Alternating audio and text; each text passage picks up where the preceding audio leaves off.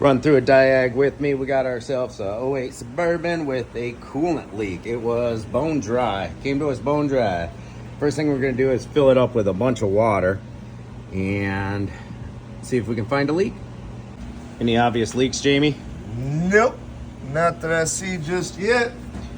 We got the radiator pressure tester kit out, and we're gonna pump that up, pressurize the system, and see if we find a leak then. We're going to pump the jam. Pump it up.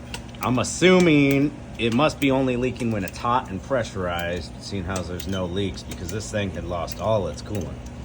Showed its face at about 8 psi, right down there. She's a leaking. Right there, you see it run? There's the drip. Nice little leaky leak. Is it coming from that hose, you think? Or the radiator? One thing that is common on these Chevys is for, especially in the rust belt, is for the hose clamp on the bottom passenger side to rot out. So it'll rot out and lose its pressure. Once the clamp loses its pressure, it'll leak as the vehicle's warm and pressurized. Upon further inspection from the underneath, it's not coming from that radiator hose. It is, in fact, coming from the radiator. Put a new radiator in, super easy to do on these 5.3s.